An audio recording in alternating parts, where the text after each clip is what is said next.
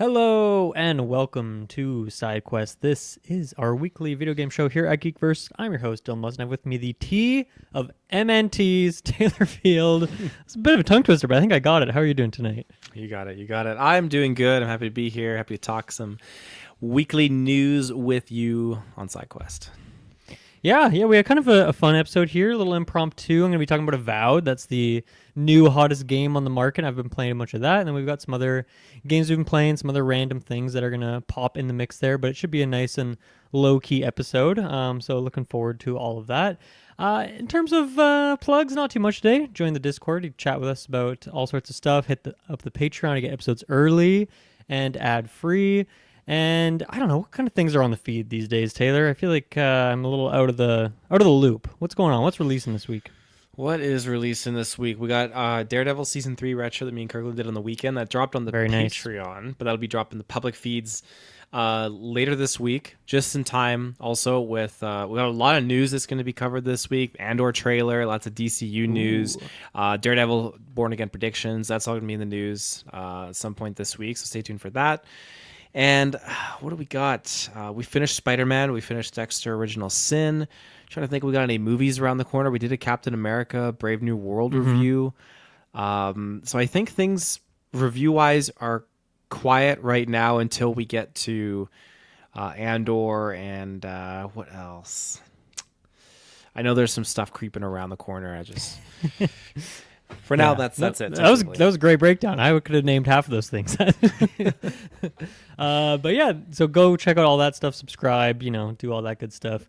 Let's get right into it here with I always like to share the odd curiosities that I just learn about video games that I never knew about. Here's one. Taylor, have you ever heard of the game Fortune Street? No, I've not. This was on the Wii, and it was a sequel to a game that was called Itateki Street DS, which was a DS or a Japan-only version of a similar game. But it's like a Monopoly kind of game. Like I don't think it's quite like Mario Party in that I don't think there's mini games, but it's kind of like Monopoly, but with Mario characters and Dragon Quest characters, just like randomly a crossover between those two worlds, and maybe some other Square Enix stuff in there, but like mostly I think just Dragon Quest and Mario. Which is so bizarre, and like I feel like as diehard Mario Party fans, when I learned about that, I was like, "What? Where this game existed?" I feel like I've never seen this box art, never seen it mentioned anywhere, but it feels like something that I would have rented from Blockbuster back in the day. So I was very shocked to learn about this last week. And this is on the Wii and the Wii U? I think it's on the Wii, and then the first one is on the DS. But like I said, the first one was only in Japan, whereas this one the second one, Fortune Street, released everywhere. But yeah, it was funny too, just thinking about it because, eventually Dragon Quest with Hero got into Smash as one of the playable characters, and that feels like, oh, cool, a big crossover event like this. But it's like, oh, there was this crossover between Mario and Dragon Quest stuff like way back in like the early 2000s. So kind of just a fun weird thing to go back on. So I don't know, I kind of want to find a copy of this thing and like pop it in sometime on a stream or something. It could be a fun thing to check out, like because I know Travis obviously loves his Monopoly.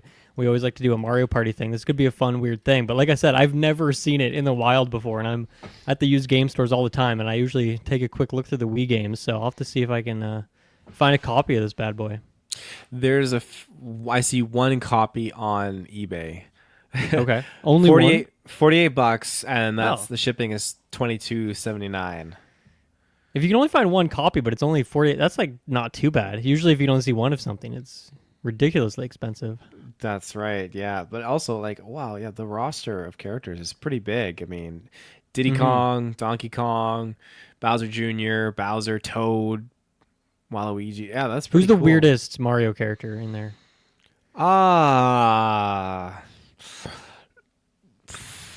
Who's the deepest cut? The deepest cut? Yeah. Or is it pretty surface level? I think they're all very familiar characters. I mean, okay. The weirdest one would be Birdo probably, but...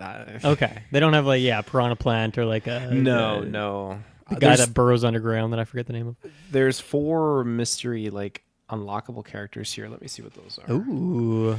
And then, it looks like the Dragon Quest roster of it is pretty huge, and I don't really know those characters well, but you have...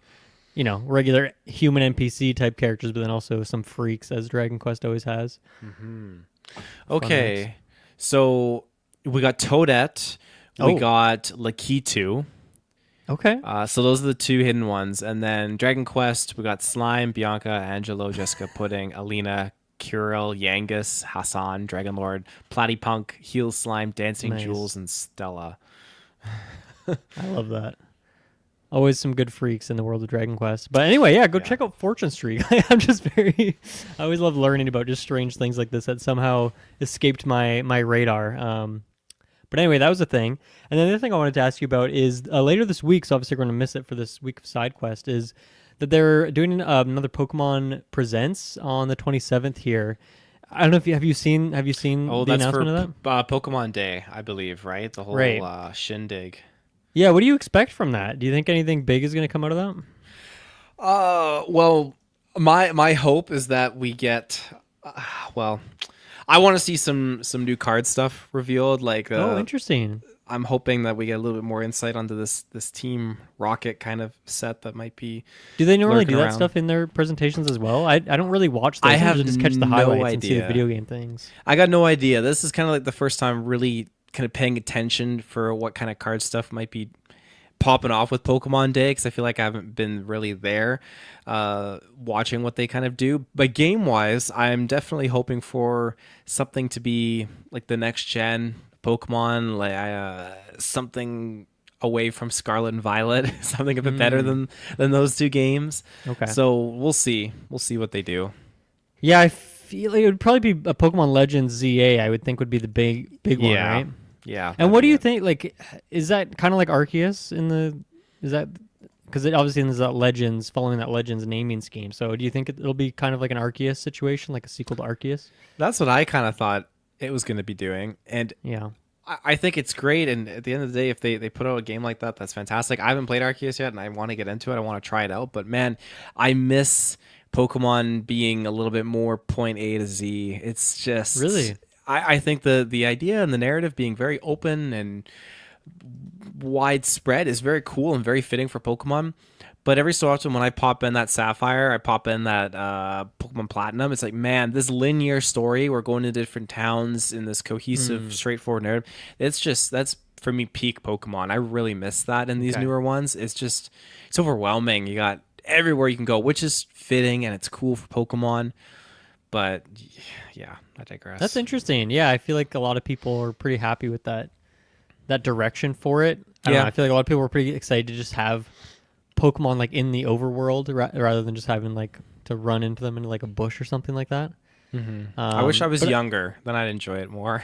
Yeah, if you had more time. I feel like that is maybe the big difference, is that it takes longer potentially to get through these things. Yeah, so I'm curious to see what happens there. I don't think we'll get the next like mainline gen situation here. I feel like they're probably going to focus on Legends, get some more info out about that, because I also feel like that next one is probably going to be a bit like they're probably going to mainly try and sell it on Switch 2. I'm guessing it's going to be a cross-gen situation anyway, and they'll put it on the Switch 1, even though Scarlet and Violet was like just barely squeaking by. But I just feel like for the sales of it, they'll probably do it that way. But I feel like they probably don't want to do that before like the Switch 2. Yes, it has been unveiled now, but like we don't really know much about it, and they technically haven't announced any games for it yet, I don't think. Maybe some developers are starting to like spill the beans a little bit of like, yeah, we'll be on the Switch too, that kind of stuff. But I don't know. I don't think this would be the opportunity to do that. I think they might hold off a little bit. So I think it'll be ZA. And then I saw that there was a potentially leak of like a multiplayer thing. So I don't think there's much more info on it other than like another multiplayer thing, which makes sense because Unite was like, what, 3 or 4 years ago now, I feel like. So maybe it's a good time to get a new one of those out. I don't even know. Is Unite still getting like updates and new characters and whatnot, or is it kind of just, did they drop it at some point? I'm not too sure. Every so often I see it getting a couple new updates. There's one more that was also getting, I can't remember what it's called, but I feel like Pocket definitely kind of took over the spotlight from it. So maybe that was probably Unite kind of got shafted a bit with the release of Pocket. Pocket's just taken all the attention away, I'd say. Yeah, are you still playing it every day? I still play it probably every second day. They've released some cool new some new packs. I can't remember what it's called. Like, is it going into the later gens, or is it just like other alternate art of the earlier stuff? So it's providing some of the other generations and then some alt arts for cards that we already have. So I've been doing a little bit more battling on there. It's a lot of fun, and just collecting more very cool full art illustrations. There's lots of really cool ones in there.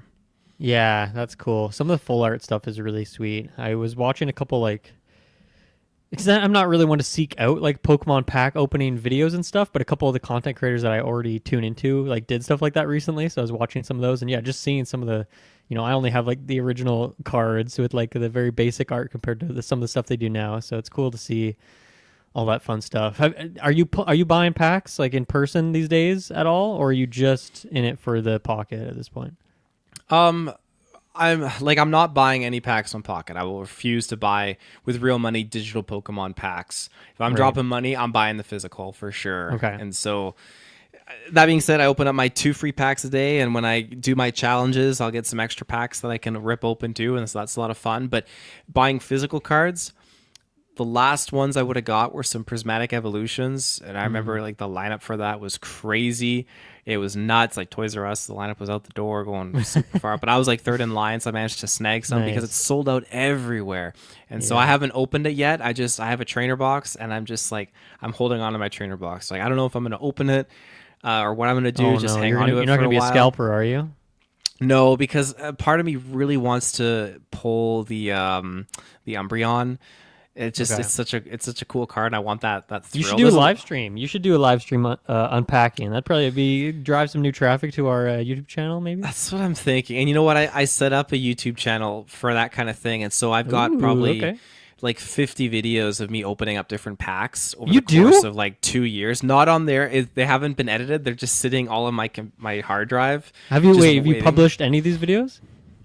No, but the account is made. You just got a sleeper Pokemon YouTube channel ready to go. Okay, pretty much, yeah. So eventually, I'll do that. When are you dropping those? What's the plan there? You have 50 videos ready to go. Well, not ready to go. I just need to like do some more editing and get them all like spliced and all that kind of stuff, and then I'll start pumping them up and uploading them.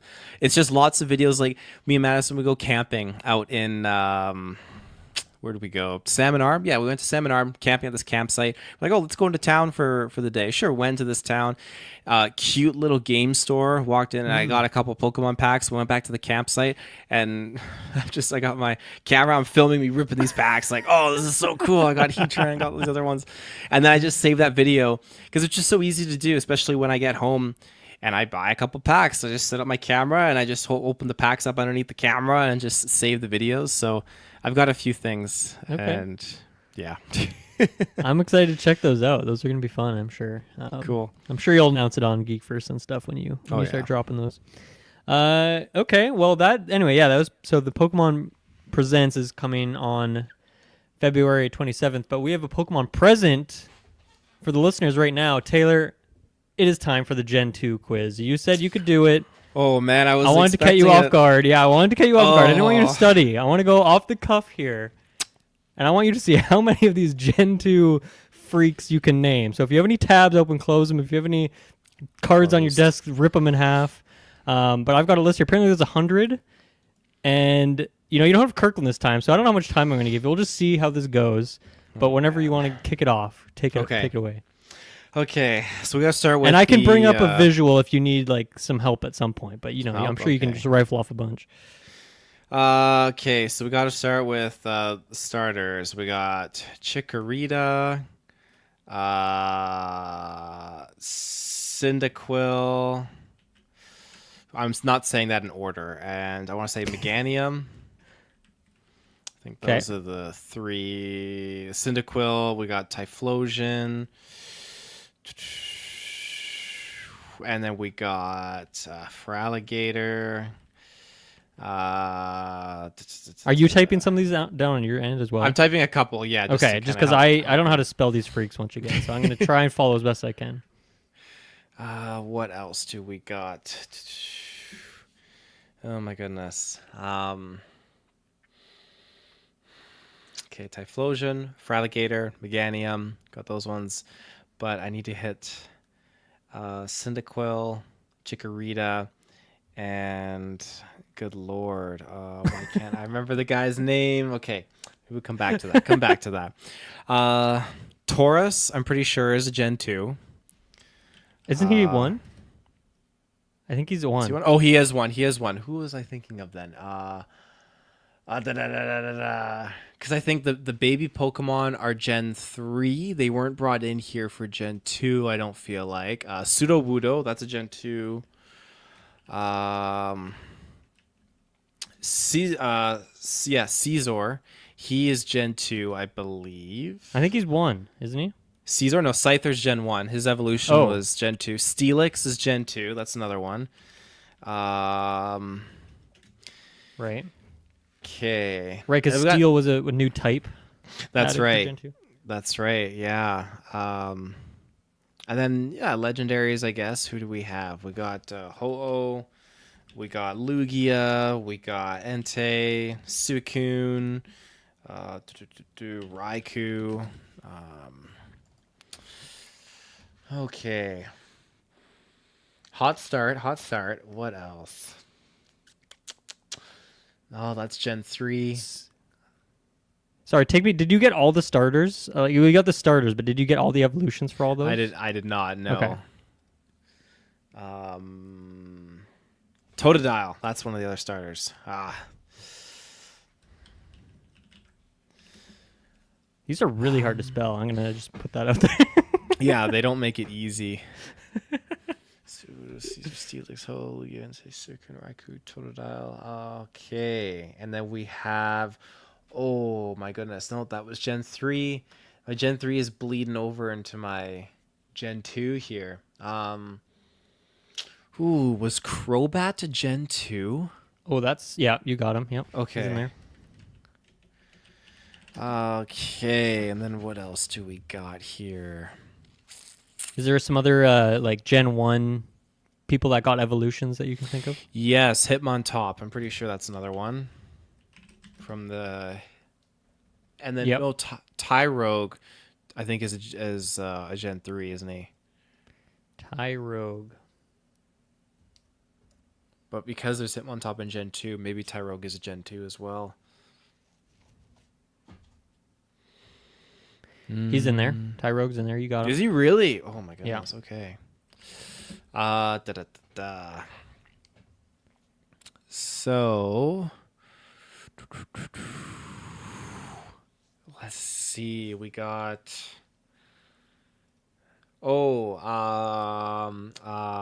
There's Flaffy, and what is that evolutionary chain? My goodness.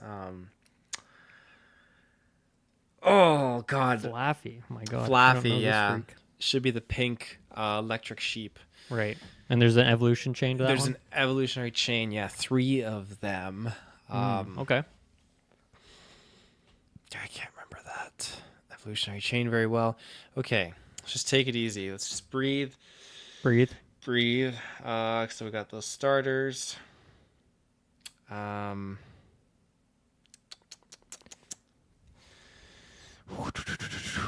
Okay. I was really not expecting this. Holy crap. Yeah, Where's my Kirkland? You were I was confident. Last time. I was very confident. Sorry, give me the legendaries again. You rifled them off quickly. Ho-Oh, Lugia, Entei, Suicune, Raikou, Totodile. You remind me of another one, Celebi. That's another one. Okay, one of my favorites there. That was the last one on the list, apparently. That was the last one on the list, yeah. That's the Mew of the list. And then who else do we got? We got Larvitar, Pupitar, Tyranitar. I'm pretty sure those are Gen 2. I like Tyranitar a lot. He's cool. What was the third one called, sorry? Tyranitar. Oh, yeah, he's cool. I don't know if I've ever seen the second of that one. I've only ever seen the first and third. Somehow. Larvitar. Okay. Tyranitar. And then we got... Oh, that's a Gen 3. Can't say that one.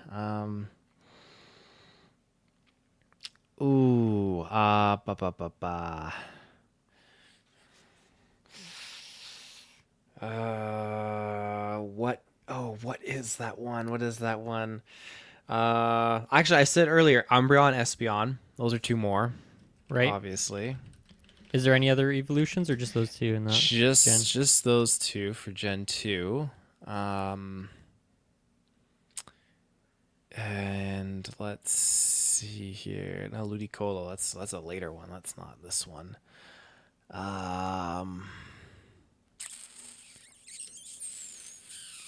Oh, Dawn Fan, I want to say. Dawn Fan. Who the hell is that? That's like a boar elephant Pokemon. Okay, yeah, I've seen that guy before. But that's Does he have evolutions? There it is evolutions, yeah, but I only the one other form. I don't know what that one is though. Shoot. Da da da da. Okay. Chikorita, Cyndaquil, Meganium, Typhlosion, Feraligatr.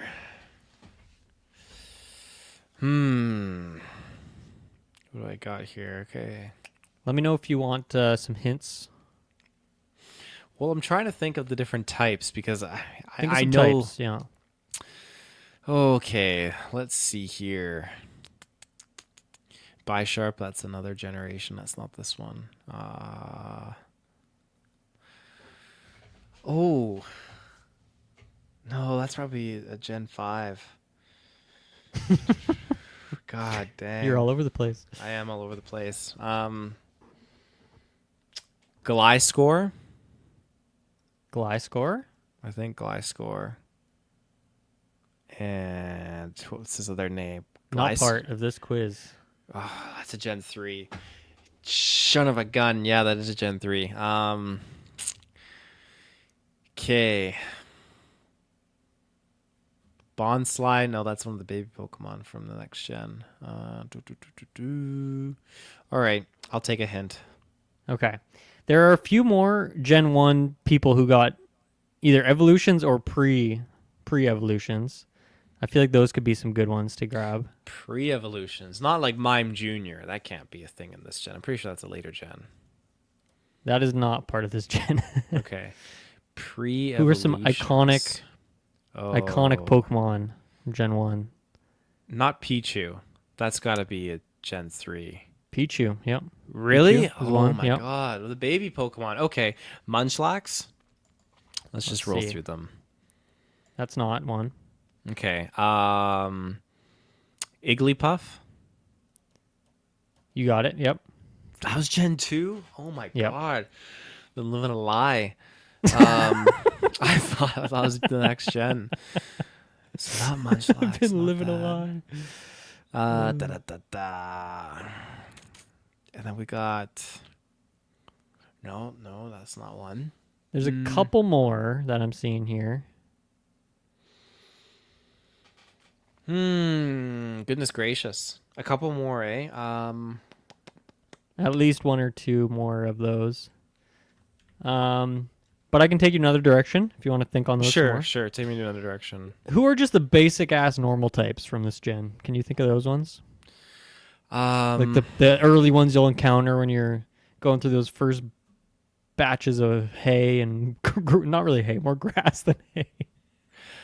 Can you picture those freaks? Well, I know obviously we got like a bird one. I'm trying to remember because we have. I know, not ideal. Oh my god. Noctowl. And then what was the first form? Yep, good call. Good one. Form.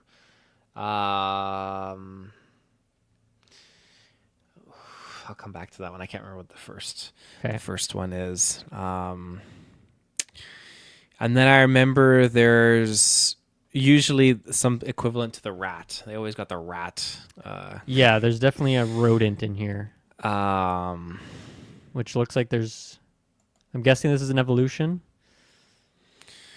This rodent. Ooh. Can you think of any of the bugs? What do I want to say? Like an Eidos? Eidos Montreal. Ariados. Yes, good pull. Okay, yeah, that's the spider one, I think. And there's an evolution of that, or a pre. Yeah, he's green. He's green, little spider green. beetle guy. Is it Spinarch? Spinnerack. Spinerack, the bionicle name. Nice one. Relicanth, that's the next gen. I think that's Gen 4. Gen 3. That's Gen 3. That's not this one. Okay. All right, what else can I do? There's a Pokemon whose name is spelled backwards, and you can, what is that? A palindrome, right? It's spelled the same backwards as it is forwards. Yeah. Can you picture that one? God dang. Okay. I don't think I can. There's always a bunch of fish. Can you think of any fishies in the sea? Choo Choo? No, Chin Chinchu? Chinchu. Is it Chin? How do you spell Chinchu? Chin and then Chou. Oh, that was in there. Yeah, that was in there. Okay, it's like the little night glowfish thing. Oh, sweet. And yeah, who else is there? There is. This is where they brought in Slow King, actually, isn't it? Yep. Yeah, me and Kirk were talking about that. Yeah, good one. What other fish ones are there?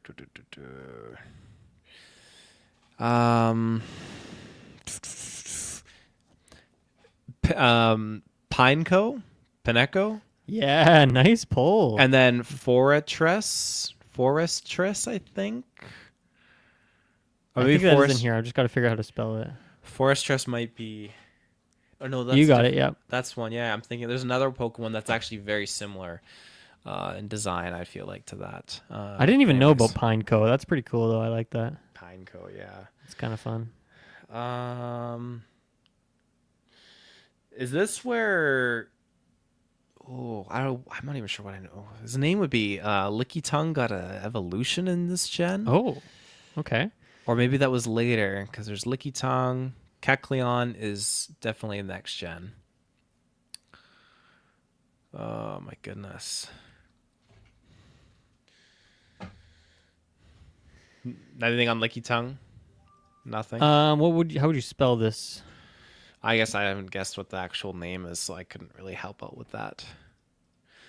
I don't see it in here when I'm scrolling around. There is still a couple of those Gen 1 freaks, but they might be hard to find. Those Gen 1s. Oh, yes. Oh, that's right. Because we got the Polys, and they introduced another evolution. Yeah. So you go Poliwrath, or you could go Toad. Polytoad. Yeah, nice one. Good pull. Great and pull. And then even. we got great pull. We got. Oh, goodness gracious. I know I didn't get all the baby Pokemon, and I'm really convinced that they're like next gen, but how well do you think you know Pokefloats in Super Smash Bros? That map. Do you remember Pokefloats? That is chocked full of Gen 2s. Can you visualize Pokefloats? Do any come up to mind through that? Unknown? Was that in there? Yeah, nice. Okay. This is how my brain works. I gotta like relate it to Smash. Go to something I know much better. Porygon.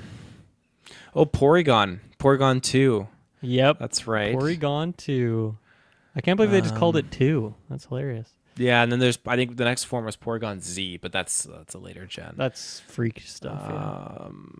And then we have I want to say. Do you want a couple more hints here? I'll give you another 5 minutes to go if you want. If you want to keep going. 5 more minutes, sure. And I'll give you one quick hint. One that sounds a lot like hemorrhoid, and I've always found it odd that they named it this. Oh, it's Ramroid. Yeah. Is that at the fish? And it has a octillery. It evolves into Oh, the nice. Okay, the we're moving octopus now. guy. Yeah. We're moving now. Um, Wait, is that an evolution? it's an That's not evolution. Is Yeah. it? The red That's weird. octopus. Yeah. It always threw me off. I remember trading the cards back as a Yeah. kid with that. Baby Pokemon. Oh, Misty got Togepi. Togepi in this one, I'm Yep. pretty sure. And there's another one, iconic one from the anime. That I think was a Team Rocket usage one. Team Rocket. I Just think. on the Togepi thing, there's Togetic. I'm pretty sure Togetic was in Togetic here too. But a Team Rocket one, eh? I think. I might be making this up, but my goodness. I remember they had Carnivine, and that's next gen though. That wasn't this one. And then there's Meowth, Ekans, and Weezing, and all that. I can't remember what they had here for them. Oh no, I remember throughout all the animes, Wobbuffet. That's right. Good pick. And then, what was his pre-form? Oh my! I don't think he has one here actually, but there's a couple other guys that look a lot like him. If that helps. Why not was his? Yeah, I think that's a different gen. Different. Okay, another baby Pokemon from their gen. But there is a couple other guys that look very similar to Wobbuffet actually. There's a quick evolution. Was Electivire not in this? Is he? That was next gen. Electivire? That was Gen 4, I think. Electivire. But Elekid. Was Elekid? Elekid. I've literally never heard of Elekid until looking at this page right now, which is insane to me. It's really derpy. And then we got... Who else do we have here? I'm trying to think. Oh!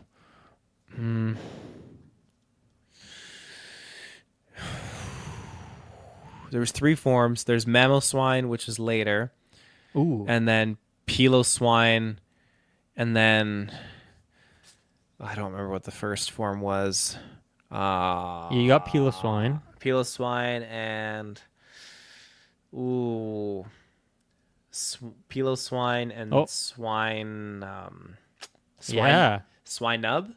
Swinub, Piloswine. Yeah, the Mamoswine was the final form. That's good. Nice pull. Nice pull. Remember Dawn using that one. And then what else do we have? Oh, I remember this one in Pokemon Go actually, because this form is usually the tank on most of the gyms.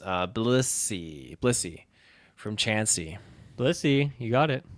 And then I already said Slowking. I said Unknown. I said. Oh, I said no. I already said Gliscor, didn't I? That was another gen, different gen. Another gen. And then the previous evolutionary Gliscar, I didn't get that one right, I guess, did I? Gliscar. I don't think you've said that. There's Gliscor. Is there another Gliscor evolution? I thought it had a pre-form. Let's see. Oh, okay. I guess. Sorry, what'd you say? I was calling it Gliscor, but there's Gliscor, but I think I was just getting it wrong. Can you remember what that evolves from? I know it's very close. He's pink. He looks exactly the same, but he's just smaller and cuter. Yeah. Oh, it's right on the tip of your tongue. It's a Gly. It's a Gly word for sure. It is. I'll think on that one. Okay. There was another one that was kind of like a Scyther, I remember, and he was blue. Blue Scyther. I remember this because he's in Pokemon Go. Certain Pokemon are region based, and this one was from Heracross, but I don't remember which region he's from. That reminds me though, there was so Heracross, and then there was also you got Heracross. Corsola, because that one is from Mexico. If you want to catch from Pokemon Go, I remember. Okay. And then there is, I remember this one. He had a paintbrush for a tail, and his yeah. thing was he could copy moves. Or no, he could kind of turn. Yeah, he could copy a move. He could transform into The Pokemon. Tempo Technician Pokemon or some weird. Tempo Technician. I don't know what's going on there. My mind keeps thinking Smeagol, but it's not Smeagol. It's close to that though. I would give it to you. You give me Smeagol. Because it's Smeargle. Smeargle, right, with the paintbrush. Yeah. That's right. So I'll give that to you. I feel like I've hit my 5 minutes though. You have, but you were on a roll there. So what was I going to do? Stop you? If you have any other ones that you think you're on the tip of your tongue, I don't know what I could do for hints other than just be like, give it away. I know there's more baby ones. Yeah, I think. And I'm pretty sure Jinx had one. Okay. I don't see anything that looks like that, but it's could not. Be wrong. It's what is it? Smooch. Smoochum. Yeah. Jinx is like baby form. I'm pretty sure that's Gen 2. Smoochum. Let me see here. I think it's that was Smoochum. in there. That was in there. Okay. Nice. What other baby ones are there? So yeah, we did Pichu, we did Igglybuff, we got Smoochum. Why Not's not in there? We got Elekid, Togepi, and there was Magmar gets another form, Magmortar, later on, and I know they turn into like a three form evolution. Yeah. Is it Magpie? That can't be right. Close. Magby. Magby. Yep. Okay. Magby and Elekid. Magby and Elekid. Best friends on the playground right there. Goodness gracious. Okay, I'm gonna give you 30 more seconds, and I gotta cut you off because 30 more seconds. We gotta go at some point. I feel like I really dropped the ball on any of these bird Pokemon. You still don't have the. You got what the heck is this guy called? You got Noctowl, but you didn't get the evolution that gets into that. Noctowl. That's maybe a quick one to pick up. Oh, I'm trying to remember what it looked like. I think it had like 1 foot, and it was like yeah, brown, and then like red eyes with the burrow brow on its eyes. Yeah. All right, I'm gonna share my screen here. Okay. And you can see how you did here. Off the top of your head, what number? How many do you think you got in that? I'm going to say I got around 30. Maybe I'm being too generous to myself. You got 50. You got half 50 of the overall list. And I don't even know if you wrote down all these starters. Can you get those? Can you remember those now? Yeah, there's Meganium, which was the... Yeah. Yeah, and then this is a cool app, by the way. It's not bad. The other one had a sharp time limit when you and Kirkland finished last time, then it kind of messed everything up. But I like this one because it's nice and visual. Yeah, the visual I like this a lot more too. There's a lot of settings and things. There's unknowns. So Cyndaquil, which can you already remember have there. you can't remember the 3 middles, which is funny. I know, you got the the third and the first. Oh, Croconaw. That's the second one for Totodile. Croconaw. Bayleaf, that's the other one. Bayleaf. And spelled in some way. And what was? Oh, I gotta get the last one now. What was his name?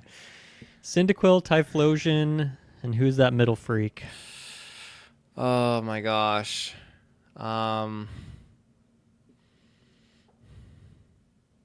Cyndaquil, Typhlosion, and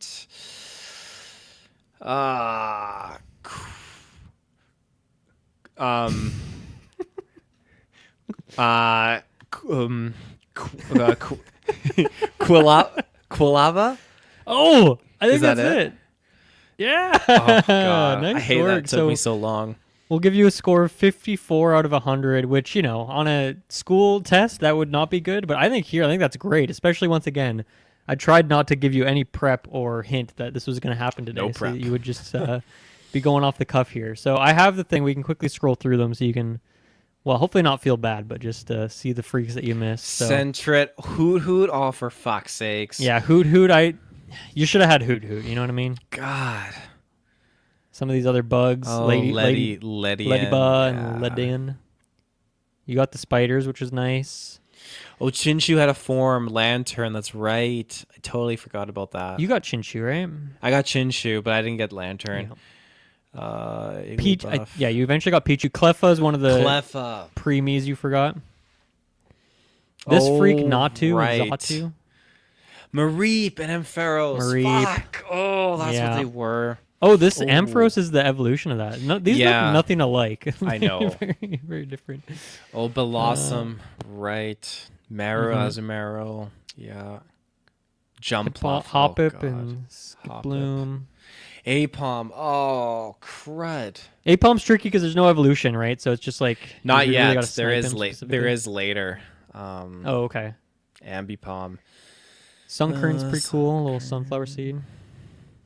Wooper. I would have thought you'd get Wooper and Quagsire. I thought those were kind of... Those are Poke Floats ones, too. I remember them now. And I feel like those are the ones I was talking about. They're kind of like Wobbuffet, I feel like. Yeah, you're right. Just blue and round. Murkrow's pretty cool. You didn't get Murkrow. Misdreavus. Misdreavus is sweet. Girafarig. That was the palindrome one I was talking about. Yeah. Dunsparce. Oh, Gligar. Yep. Son of a gun. I've never heard of Snubble and Granbull until this moment. Yeah. Oh, Quillfish. It's funny. I was reading, Ruben sent me a video of this guy. He was training a Quillfish team in Pokemon and had like a perfect team that knew how to use the move Explosion with perfect EVs. And so basically they were just like, it's a very powerful team to contend with. So Quillfish was on my mind, but I completely forgot about it for this exam. Shuckle. That's the question. If you're in a gym fight and you use Explosion or like self-destruct or whatever, and you kill yourself and the opponent, do you beat that gym or do you have to survive? No idea. I think you just need to have you need to survive. You can't have your Pokemon, your Pokemon be fainted. Sneasel. Teddiursa, Ursa Ring. Oh, Slugma.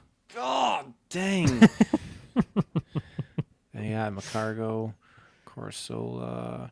Oh, Delibird. Oh my God, Mantine. Skarmory. Delibird looks like a Mario character. Yeah, more he than does. A Pokemon. He does. Skarmory is a cool one. Houndour and Houndoom. Wow, I really thought that those were... Oh, no. Later. Mightyena is Gen 3. Fuck, that's right. Oh, Kingdra was Gen... Yeah, I did not know about Kingdra. That's pretty wild. Oh, my God. He popped in my mind, too. Oh, Fanfy. Yeah, that's... Yeah, Fanfy. Stantler. Another basic normal type. You got Tyrogue, Hitmontop, Smoochum. You did really good with this section here. Oh, Miltank, of course. The classic Miltank. And then you did really good with the ending bits here, all these legendaries and stuff. I like the legendaries. Overall, I'm impressed. That, like, considering last time you had Kirkland at your side, and you had like less time, I think here. I think you did really great. So I'll take it. Thank you for making me question what I know. Should I do another gen with you, or is this where the buck stops? I would love to do a Gen 3. Okay. You know what? It's easy for me to say. I feel so confident. Maybe I'll grab Jessica, and you and Jessica can tag team a Gen 3 or something. Maybe that'll help a little bit. That sounds awesome. Cool. We will do that at some point. But how about that? We take our first break of the show. We'll be right back. Hello, we are back. Taylor Field, this weekend I know that you and the boys did some dropping in the world of Call of Duty with your new Teenage Mutant Ninja Turtles costumes. How'd that go? Right. Was it fun? It was pretty good, actually. Yeah, we managed to get 4 wins. They got... Ooh! Yes, they got... One for each turtle. One for each turtle. They got a win because Emily hopped in, so Emily, Travis Kirkland did trios. They got a win. And then I... Did Emily buy the skin as well? No. We were calling her. So we had the 3 turtles, and then we were calling her the handler. You know, you go on a spec ops mission. April O'Neil, maybe. April O'Neil. Yeah, that's right. Yeah. So that was a lot of fun. But yeah, we managed to get the 4 wins, and it was a little rough at the start, but we managed to kind of like turn things around. Let's see if I can share this screenshot here so you can see. I'm just gonna hold my phone up. hold my phone up so you can kind of see. There are the boys. There's April, Emily in the back. Yeah, I love that she's just chilling on the side there. But yeah, the packs, like, I feel bad because some people that want to get the packs, like, you got to pay a fair pretty penny, which is very unfortunate when you think about it, if you want to own all the packs. So do their hands look weird when you're in first person? Do you like see the freaky hands, or do they have like gloves on and stuff? You don't see the hands because they're, for the most part, the guns kind of hide them. But when you are doing certain things, but like they do emotes, have the hands, right? They got the hands. They're 100% turtle. So they got the 3 fingers. Yeah. When you are doing fun emotes with your guns moving around and reloading, then you can see the fingers kind of moving around. Like with Donnie, he's flicking around the bow staff and all that. So that's a lot of fun. Right. I guess, yeah, normally you can only see like the top half of the gun, I guess. So that makes sense. Yes. Now, I don't know how well this will look on here, but one of our Warzone wins... because you can pick up bodies, right? You can take them hostage. Right. So I grabbed this one guy. You can see it kind of well, actually. So I grabbed him, holding him hostage. He's the last guy in the game, and so we're all just in the final circle. And then the executions. Oh, my God. Oh, they're just, it's super fast, but the executions That's are super great. sick. And what else do you get with the characters? You get emblems, you get all that kind of stuff. They get the signature weapons, and then they have certain firearms affiliated with them. So Donatello comes with assault rifle and a sniper rifle. Okay.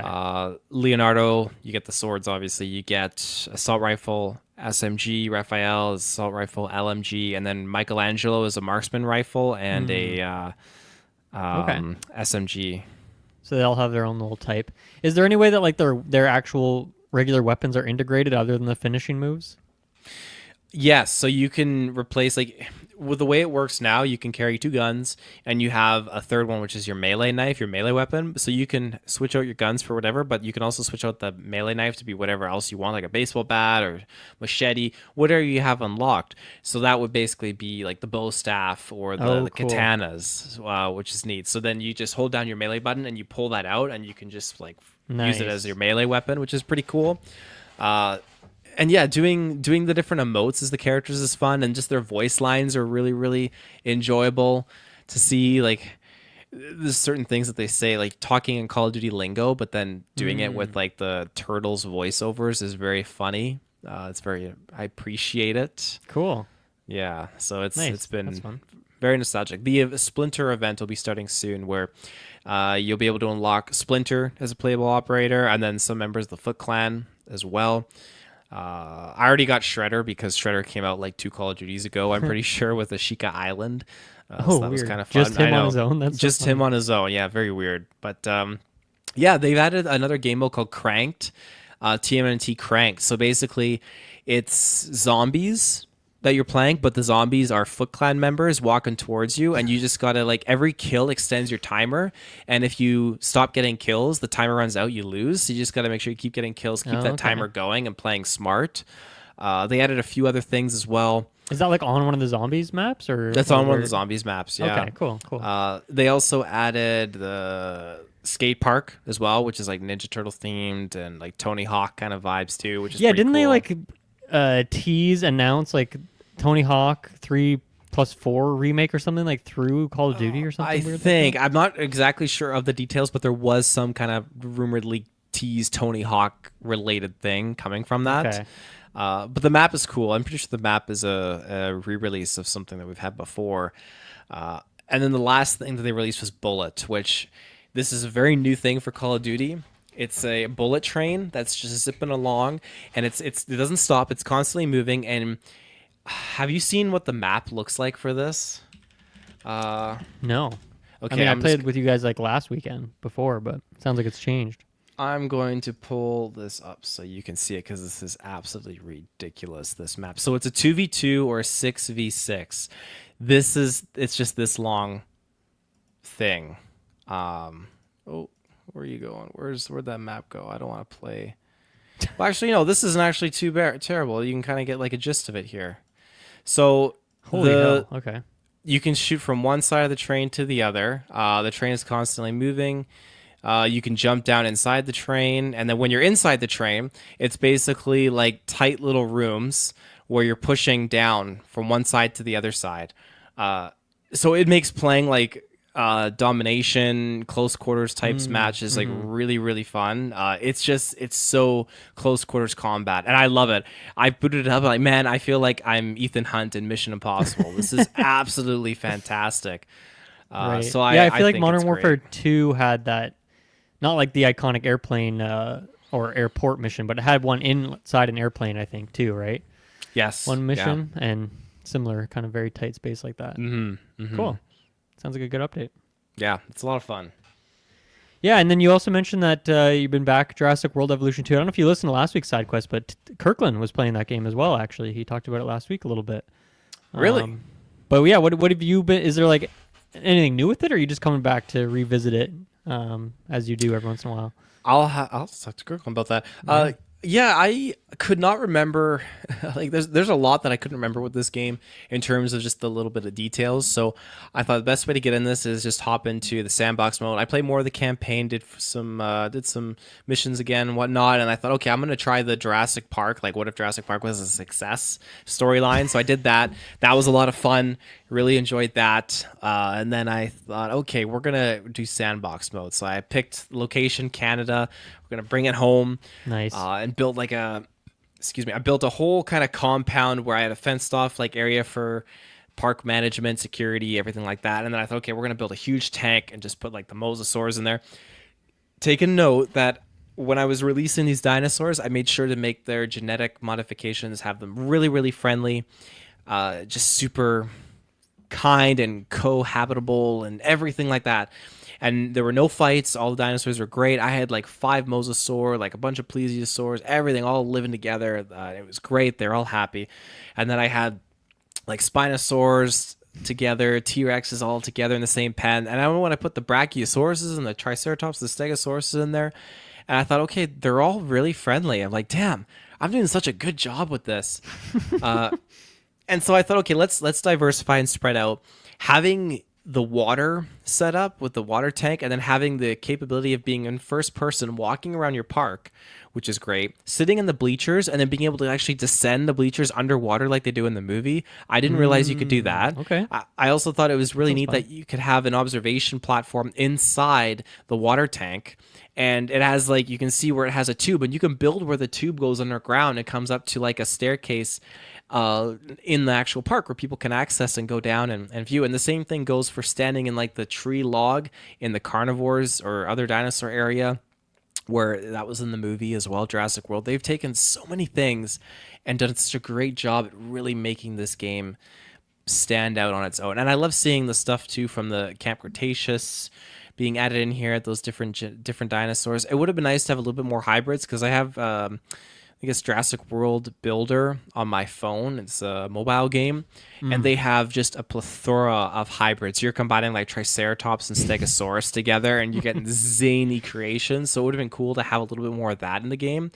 But yeah, it's just really kind of touching base on what the game is all about, and just really enjoying raising the dinos and whatnot. And so the experience that kind of caught me off guard was, so I thought, okay, my dinosaurs aren't fighting. I need to make them fight. So I started to breed raptors, and I made them very angry, very hostile, pissed off, like, oh my God. And then I bred, I think it was a T-Rex, and I thought, okay, these guys are going to go to town on each other. I had 5 raptors, and I had a T-Rex. I can't wait to see what's going to go down. I put them in a small containment with no water, no food source, whatever. They had to fight each other, and they didn't. And this was a small enclosure, I'm telling you. Nothing was happening. I thought, this is crazy, and now they're starving. I'm like, what's going on? So, okay, maybe it's because they're carnivores and they just don't want to fight. So I put in the Triceratops. Nothing. They were not fighting at all. I thought, this is absolutely crazy. What is going on? I put in a few more herbivores. Still nothing. This is a very small case. Now I've got like 2 T-Rexes, the Indominus Rex, 5 Dilophosaurus, 5 Raptors, 3 Triceratops. Like, it's pretty packed in here, and they're all super miserable because the living conditions are subpar. So I look at my settings and I'm like, oh, There it is. I got to toggle the dinos like engaging in attacks thing because it was turned off. I was like, oh, okay. So that, well, like, what's the worst that's gonna happen? All my dinos, I'm sure, like, it'll be fine because the other enclosures, there's lots of room, yada yada yada. I toggle that, and I should have saved. I toggled it. This small containment zone.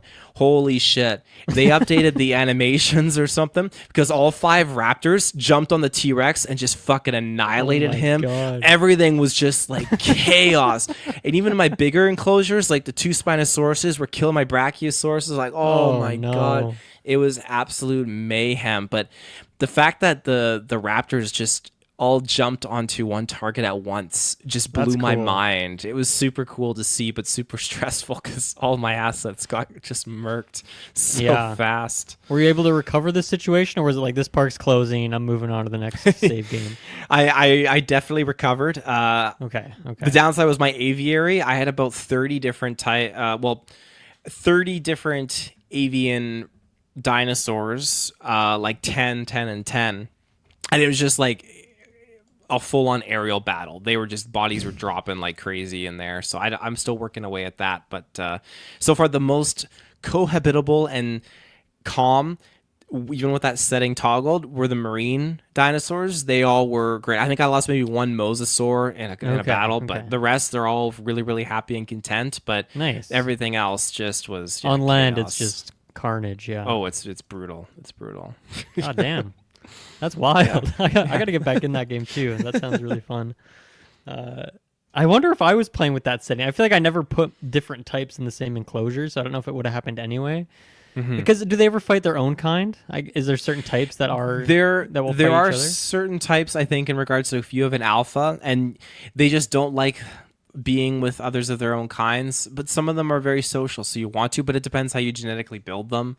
And some just have that coexisting kind of thing, like the Brachiosaurus like being with the Stegosaurus, kind of stuff like that. And it's cool to see some carnivores are very social as well. Like I keep bringing up with the Spinosaurus dinos. I really like that they would just, it's a huge enclosure and you left them alone for a few hours and you go back and you see them just walking side by side, and then one like just lays down and sleeps and the other one just kind of stands around and just hangs around that one, and they're very like, they're just kind of connected, and I like that dynamic. And it's fun too because when you're breeding the dinos, sometimes it's not just, hey, one dinosaur. You can actually select, hey, we're gonna grow 5 eggs at once, and some of the eggs may have different attributes than the others when they're born, but then you open the gates and it's like, oh, here's like 5 velociraptors coming out all at once. Like, this is really cool just to see, and it's like they're all part of like their own group or their cluster, right? So very good. Yeah, I always love those updates because, you know, no shade against Kirkland, but I mean, he's not building parks like you're building parks. You're on a different level when it comes to these enclosures. So what was he doing, like gladiator style 1v1 dinos? I think he's just, you know, beginner. He's just a noob, whereas you're a seasoned vet. And I think you even probably just know dinosaurs better than he does as well, which I'm sure helps to some extent. But yeah, I'd love to, maybe I'll bring you guys on in the same week or something. You can talk about that a bit more or something if he keeps playing it. That would be fun. But yeah, that was good. I love that. And moving into what I have been playing, it's really just one thing here. Well, you know, I've been playing more Civ, but I'm not going to talk about that today. I talked about that a lot last week. But I've really just been playing Avowed. So this is the latest game from Obsidian, who have made a million games over their career, a lot of RPGs and things like that. But for me, I've played a lot of their games now, I guess. I mean, Fallout New Vegas is probably my favorite of theirs and one of my favorite games of all time, my favorite Fallout game. The Outer Worlds is a game I played through once, and then I played through it again when all the DLC came out, so I did 2 full playthroughs there. Grounded was my game of the year when that finally came out a couple of years ago. I jumped into Pillars of Eternity a little bit, actually, last year, which is in the same world as Avowed, so just trying to get familiar with that. Play a little bit of Pentiment.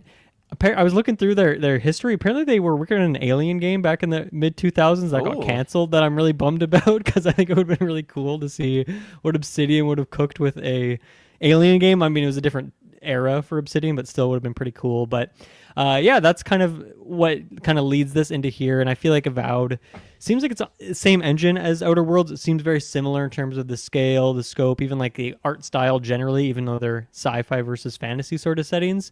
And Outer Worlds, you know, it's funny, I feel like kind of set the stage for my expectations for Avowed just because it is their most recent game. And Outer Worlds is a game that I really enjoyed the first time I played through, and then when I played through it again that second time, I was a little less impressed. I think it's just like the scale of the world. It's like, oh, I wasn't really finding anything new. I'd kind of seen everything in my first playthrough.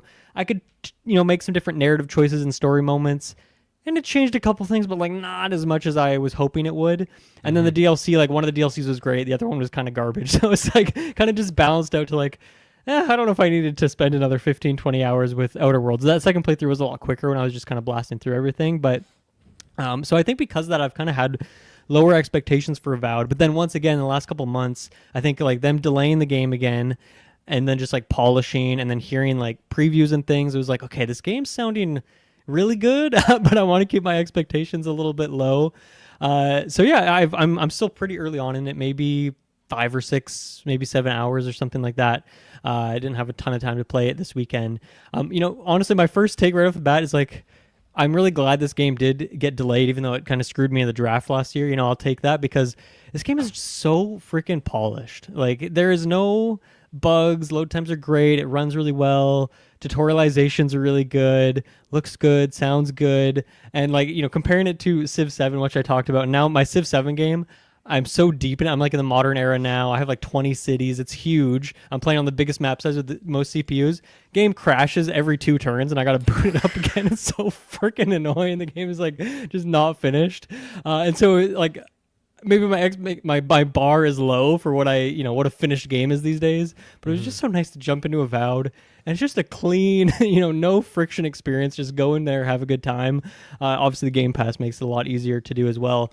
I really want you to check this game out because I think as a Skyrim and just Elder Scrolls fan generally, I think you're really going to like this.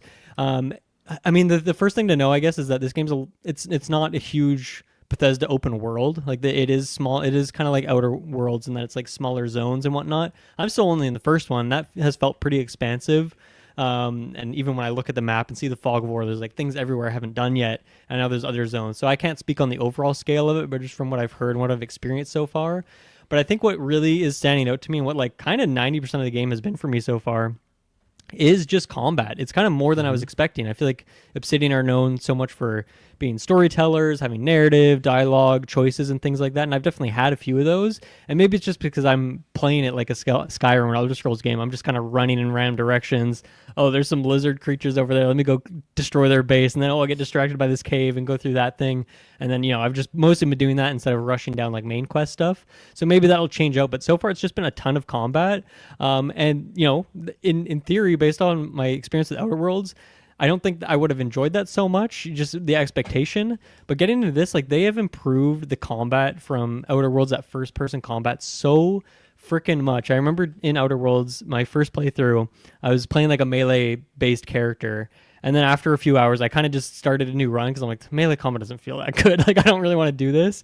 But this game feels so freaking good. Once again, the polish of it, the animations are outstanding. The hit, like you just feel like your sword is like slowly chopping through someone as you're going through it.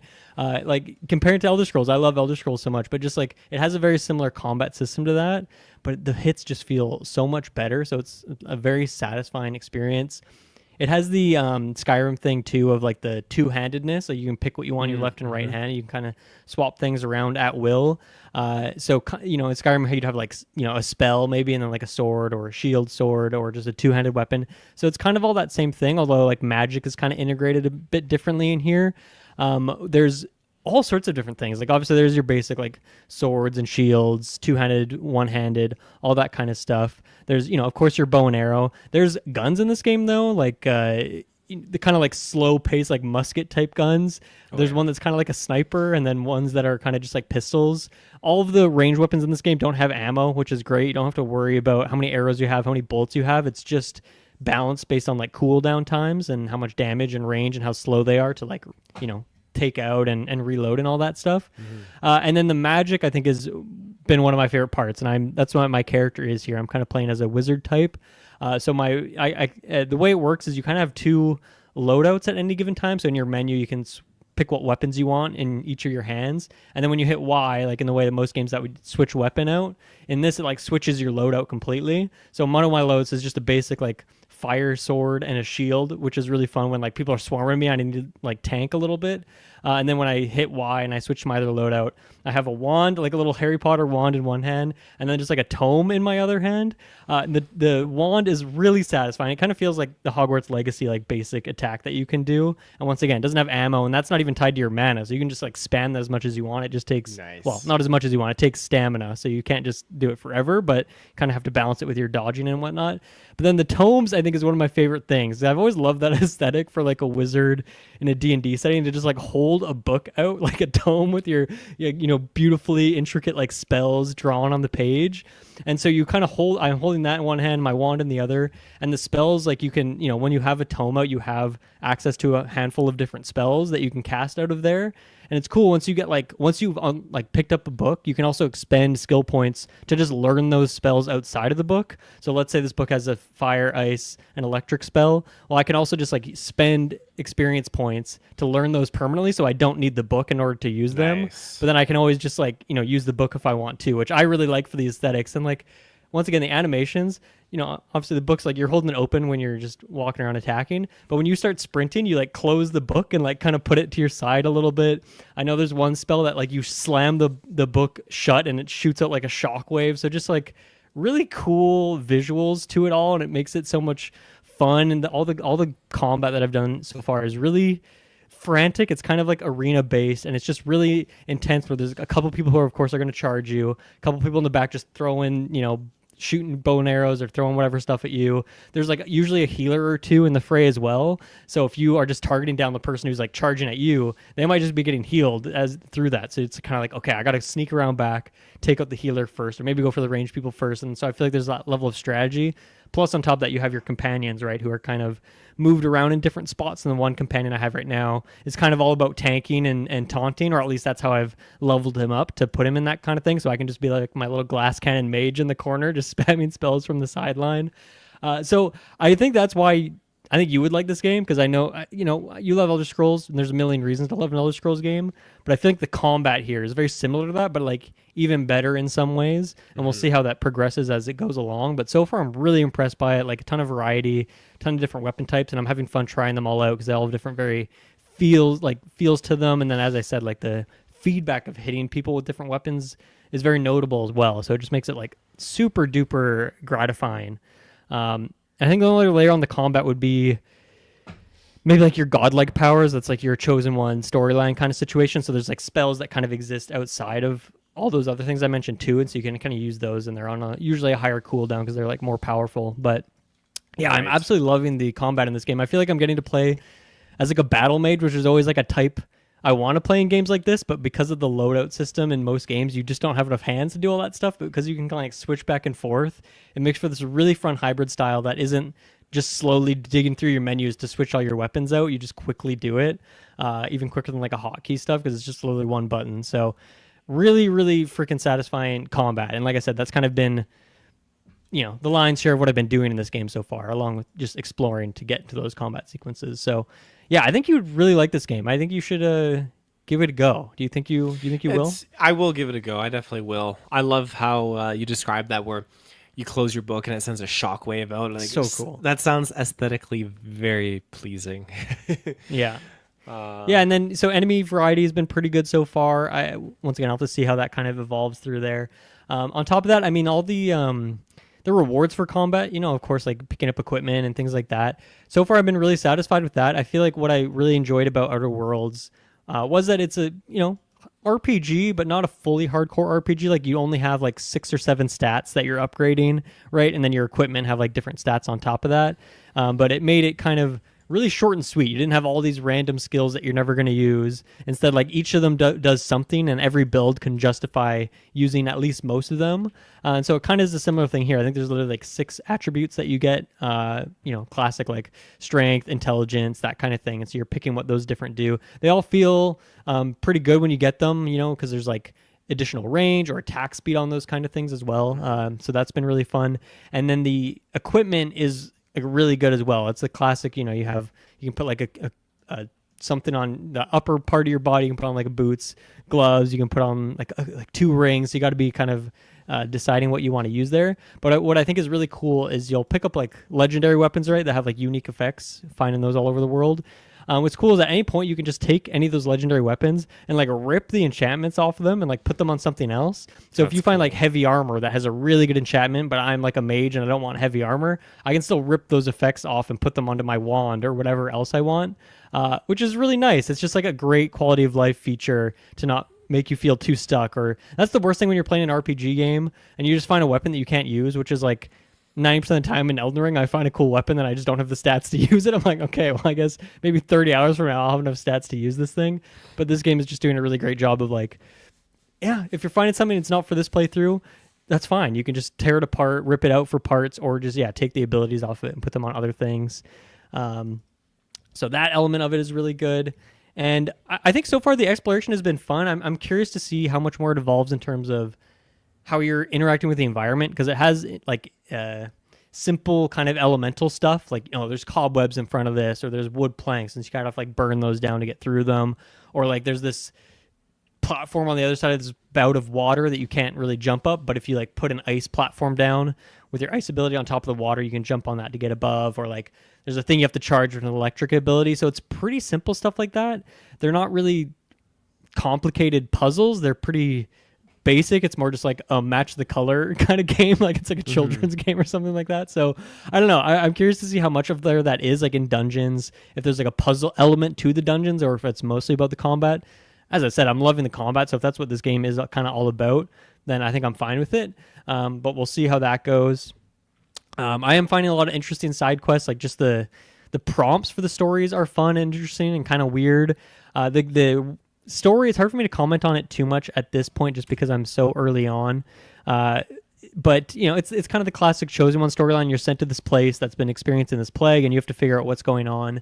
And so I'm still kind of early in the moments of uncovering what all that means. They have a really nice thing in the dialogue where certain words would be highlighted. Like maybe it's like the Steel Garrote is like a type of it's like a faction in the world, but you wouldn't necessarily know that. But like your character would know that, right? They'd have that backstory. Right. And so whenever you see that word, it might be highlighted if it's like a weird word like that. And then at any point in the dialogue, you can just bring up this glossary that'll tell you, it'll give you a brief, like a 1 paragraph thing of like, this is what this word means. This is what this faction is. Or if you forget who this character was, you can see like, oh, who is King Frederick again? And it'll give you like a quick backstory on who he is. So like, just really great little quality of life feature that really helps you get more connected with the world. And it's a really smart way to so many games, right? It's like, my character should know this. It's really dumb that they don't know this, and I have to ask this question of this character. It's like a really basic thing about this world, but it's a good way to like fill in that information without it coming across as your character being some like bumbling fool who doesn't know anything. And then there's a lot of themes of like reincarnation here, and there's different gods, and they all kind of, it seems like they all there's reincarnation that's incorporated into all these different gods and their beliefs, but those kind of occur in different ways. And so the premise of this game is that you are a god, like you were sent down by one of the gods, I guess, or you're born by one of the gods. But I guess the prompt is like you don't really know which god that is. And I'm guessing that'll be based on your choices and stuff, your dialogue choices, and even choices in combat, who you turn against, who you team up with. Will kind of determine what that stuff is, so we'll see what's going on there. But in the classic Obsidian way, like a lot of the notes and random books I'm picking up and reading, there's some like really interesting, just a little like 2 paragraphs of just like this interesting philosophical idea that's actually made me think about things. I'm like, oh, that's an interesting way to consider stuff. But then it's also like written from a certain god's perspective, so you get like that little bit of world building in there. And there's books freaking everywhere. It's just like Elder Scrolls in that way too. So some of them I've just picked up just to put them in my glossary, and I'm like, I'll come back and read this later. But yeah, so far so good and all that, but I just haven't encountered much of the story at this point. It's it's got the classic dialogue system like any Elder Scrolls game or Outer Worlds, and then in that same way, like based on your stats, like maybe if you have high intelligence, you'll have access to a new dialogue option that you wouldn't otherwise have, that kind of stuff. So it gives you a little incentive to, or it makes you feel like you're role playing your character a bit more, which I like, all that stuff. And then what else do I want to say about this game? I think, as I mentioned a couple times already, like the quality of life in this game is just insanely good. Like there's some things I really love. Other games I've been doing this recently, but I love that whatever armor you want, you can pick what armor you want for the stats, and then you can just pick whatever armor you want visually, like what you want your character to look like. And it's just a click of a button. It's like Hogwarts Legacy did a great job of that, but it was still like kind of a hassle to actually like go through the menus to select that stuff. But this, it's really right trigger if you want to wear that, left trigger if you want to look like that. So it's just super simple, super quick. Even the same for like when you're going through your potions and stuff. And, you know, I have like peppers and apples and blueberry pies on top of health potions, essence potions, other random things I've never heard of. There's like little symbols next to them. So it'll be like a little heart symbol or like the mana symbol. So you can tell like what it's going to heal you for. So just little things like that too. It's like, I don't have to scroll through these items. I don't have to read. I can just look at these symbols to figure out exactly what it does. Sprinting in this game doesn't use stamina. So you can just sprint as much as you want. It's not going to burn through your stamina so that you get effed when you walk into a combat sequence. Great choice. Love it. Is it realistic? No, but I don't care. It's just really fun. If you get over encumbered, you know what? Just break stuff down or just send it to your camp. You don't have to, you know, drop stuff, then fast travel, get rid of stuff, and then fast travel back to where you were and then continue. It's just so quick and easy. So everything about this game just feels like it's so well thought out, and it really feels like they took those extra few months to really just polish the experience and make it super clean. There's just seriously been zero friction in this game other than just like, you know, a hard combat sequence, which is the only kind of friction I want in a game like this. So I'm loving it so far. I do feel like I really loved Outer Worlds at the start as well, so I'm curious to see if it tapers off in the same way that Outer Worlds has kind of for me a little bit, even though it's still a solid game. I don't know if this is a game I will want to play through multiple times, but I feel like they make it really easy to like respec your character. So if I just want to switch builds, you know, it costs me like 1/30th of like the amount of money I have right now already. So it's pretty quick and easy to do that. So I can just try different playstyles out. But yeah, it's just a super good time. And I think it really just check it out for the combat alone. And like the animation work is really, really solid. And then in terms of the later stuff, it'll be one of those games that I have to report back on week to week. But first impressions, first few hours have been like, yeah, really top notch. I'm really, really enjoying this game. And it seems like it's kind of like exactly what I want from a game. You know, I love my Elder Scrolls games, but at the same time, I'm down for like a shorter, more confined experience. Kind of what you're saying about like Pokemon, how like, you know, I kind of just want some linearity. And sometimes for a game like this, I just kind of want some linearity. I don't want to have to like spend 200 hours. You know, I want to move on to the next thing. So I don't know how many hours I'll take with this thing. So I have heard that people have been putting some hours into it. And like Outer Worlds was a pretty short game. So we'll see if it's longer or shorter and whatnot. But yeah, this game's great. Definitely check it out. It's on Game Pass, of course. Any questions about it based on everything I just rifled off there? No, I mean, it just from what you said, just a bit more of a cohesive narrative. Not as opened up as the other Scrolls are, and I like that. That's very enticing. I like that it's kind of got these little sections and you just work at these sections. I'm assuming just doing quests and that sort of stuff. Unless are you harvesting supplies to like build like your own little community or your own house or anything like that? Or I don't know if there's a house yet. I've actually just got to the gates of like the first main city. There's like a little almost like a little port town that you got to near the start, and there's no house there. So I don't know if you're decorating a house, but what you do have, I'm guessing you don't. I don't think that's a thing that this game has. You are picking up resources all over the place, you know, from enemies that you defeat or like picking up plants and stuff like that. And then, yeah, so the way it works is, you know, there's like fast travel points around the map. So it's rather than just like every point of interest in the way an Elder Scrolls game would have, it's more like specific spots on the map will have like these little, you know, things you can teleport to. But then on top of that, there's these giant gems. I forget what they're called exactly, but when you go to those, you can like set up camp for the night. And that's something I really like, actually. Like rather than it, like Baldur's Gate had that as well. Baldur's Gate, it would like take you to like a separate spot, right? And so it wasn't like integrated into wherever you were in the map, which made sense for that game. For this game though, since it has like specific locations, there's actually like it's a flat kind of area, and so you actually like set up the camp. Like you set up a bunch of tents, you set up like a little blacksmith area. All your companions will have like a different little bed situation, and so you can walk around, you can talk to them, and that's where you're doing your upgrading of your gear. Where you can like do that enchantment stuff that I was talking about, and all of that. So I think that's probably more what it'll be. Like as you're going through the game, more people will join your camp, and your camp will get filled out, and then that'll get plopped down over the map rather than like actually having a house. Because yeah, Outer Worlds had the spaceship, and as you went through the game and got more companions, they would fill out the different like apartment like rooms kind of in the spaceship, but it kind of came with you, right? And I think it's kind of a situation like that. So yeah, not sure if there's a player house yet at the moment. Cool. Yeah. Very cool. Yeah, really great game, really fun time. Check it out. And that's really all I've been playing, other than just playing more Civ and just having the game crash every 15 minutes and then just trying to get this one freaking game done so that I can put it down until it's patched and fixed and working properly. But I don't need to lament on that too much. Avowed has been a good time. So thank you everyone for listening. I don't even know what the heck the topic is going to be next week, but you will have to just tune in to find out, or look at that, thumbnail and the title when it drops. But thank you everyone for listening. Thank you, Taylor, for joining me, and we'll see you again next time. Bye-bye.